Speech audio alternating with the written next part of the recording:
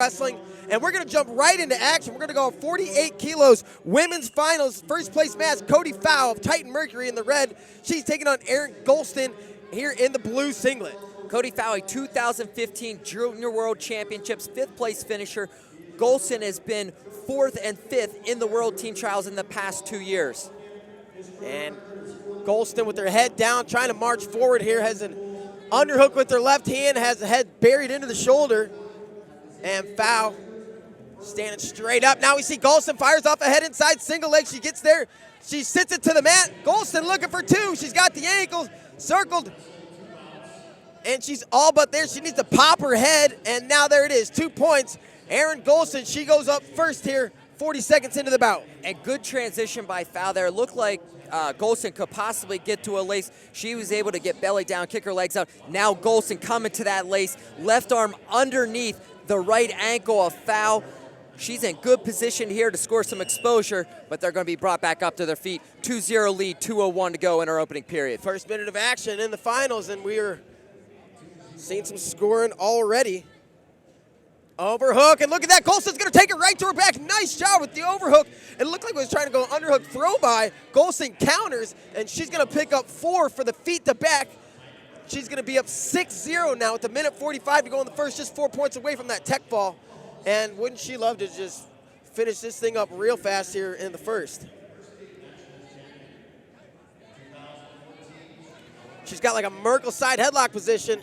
They're looking for a caution. It's going to be a caution against Pfau for pulling the headgear. And caution in 2 is offered. Caution in 2. Is that confirmed? Is confirmed by the judge. Well, I didn't see what board. The chair did. 1 takedown. Erin Golston's going to finish this out. And Cody Pfau needs to get moving here as she trails by 8. Golston's going to dump her to her. Pfau's got a hold of the ankle. That's the only thing keeping her out of trouble. Golston, if she drives back, she's going to expose the back. And if they're going to say that Golston initiated that, it's going to be points. And there's got to be a score here. And 2 blue offered. We got a white paddle. We got 2 blue confirmed. And that's going to do it. He put the red hand up, but I think, oh no, we got 2 and 2. I'm sorry.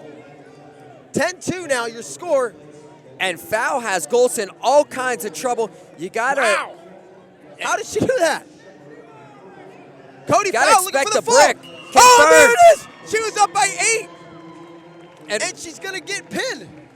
And Golston, she's looking for the cube, and now finally her corner's going to throw it out there. She's throwing up. She said, I had the tech fall 10-0. The 2 that got confirmed was a continuous action right from Golston's takedown into Pfau's 2-point exposure, and the referee sees the brick, and of course, Golston's going to confirm, yes, she wants the challenge brick. I mean, it's no question. Do you have to ask her? Yeah.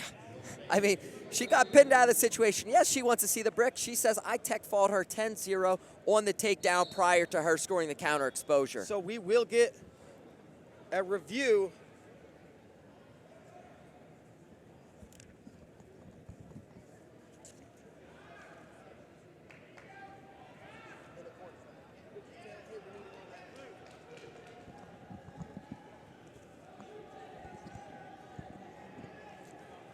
And so they're getting the challenge queued up. We'll have a shot of the challenge monitor here in a little bit to get that replay shot for you.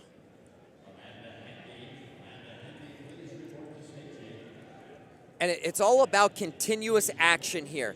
Was the 2 points and the continuous action, was it 2 and 2?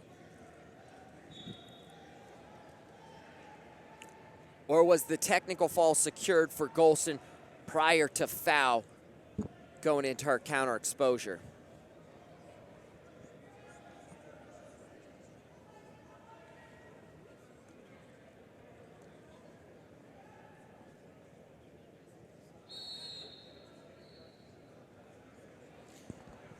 So, you know, as we wait for the challenge on this one and see how they call it, well, let's talk about some of these other matches we got coming up tonight. And we had 3 matches we have highlighted. They selected the order putting 65 kilograms, 74 kilograms, 86 kilograms in the men's division. That's how we're going to finish the night. First one in that set, Logan Stieber, Jimmy Kennedy. Man, Logan Stieber been on fire. And he's on fire. He is one of the hottest wrestlers in the United States right now. He's coming off a silver medal in the Golden Grand Prix. Silver at Bill Farrell to Jordan Oliver.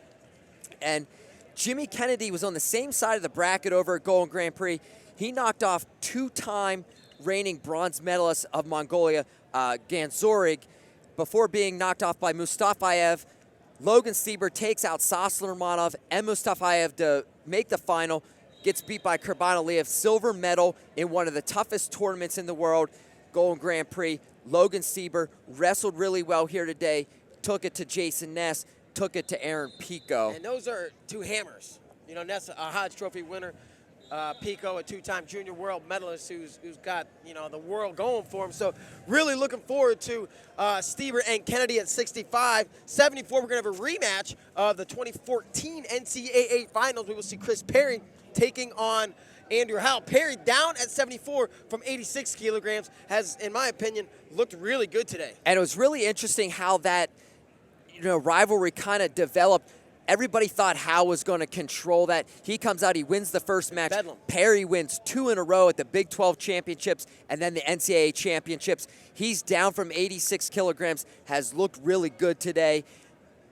So we're having a conference over here with the referees. Speaking of our 48-kilogram final right in front of us, the referees all got together, and I think the video, there's a small issue with the video review potentially.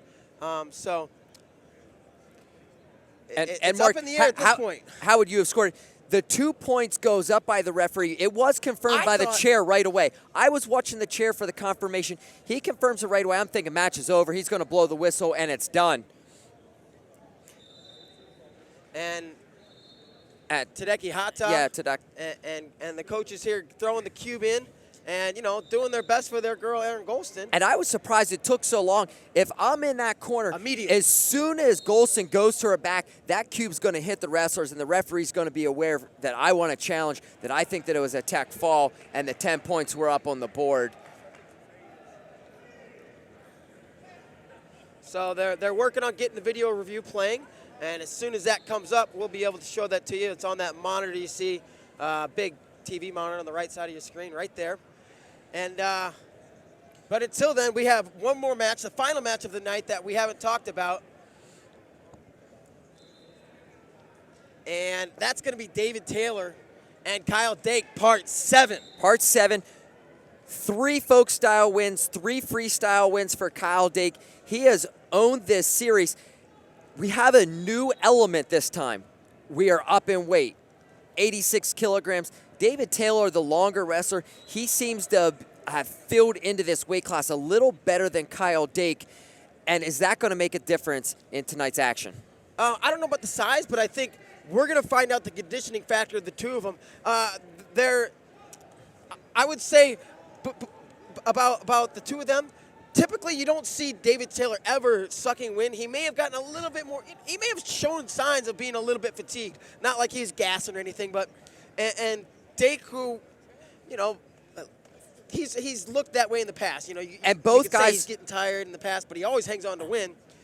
What's going to happen here? When you're carrying a little extra muscle, you've got to feed that extra muscle oxygen, and that's what both guys are starting to learn to compete with. David Taylor looked a little fatigued over at Golden Grand Prix. I have yet to see him today. I've been down the other mats. I've had Kyle Dake several times, and Dake really showed late in the bout. But he's the guy that can hold his composure. He can compete when he's tired. You know, and we go back to these guys' credentials. NCAA championships, 6 between the two. That's 4 with Kyle Dake, winning 1 at all 4 different weight classes.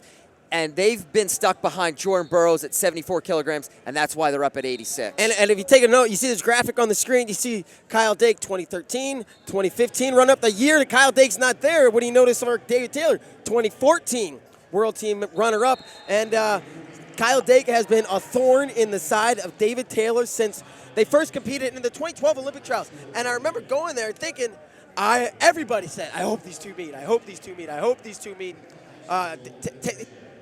They were, 57 and 65, and they met. And I think the majority of the people before they met would have picked Taylor to win, and they thought Taylor was better. They thought Taylor would win.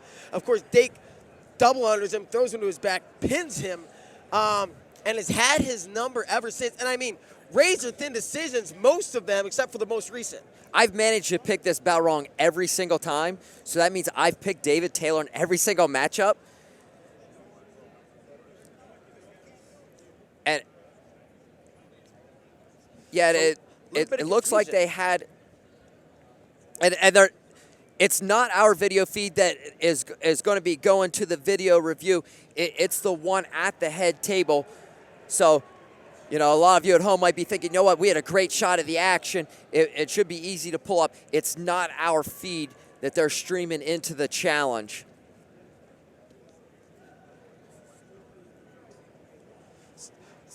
So let's think about all the matches that have taken place today, and then we were talking about Dake Taylor. How about Taylor Ruth? I mean, that was the talk of the day. That was the talk of the town starting last night. And here we go. We got some action. They're going to go. We are going to call the fall. They're going to go 2-2, and it's going to be a fall for Cody Pfau, and she's going to take home the title here at 48 kilograms. And your heart goes out there in Golston. She was up by 8 and ready to rock you could and roll. see the look on her face whenever that came through. She sees her 2 points go up. She thinks, hey, I won the bout. And they went 2-2. They thought it was continuous action, that it was scored simultaneously. No tech fall for Erin Golston. Cody Pfau closes it with the fall. We're going to move on to 63 kilograms.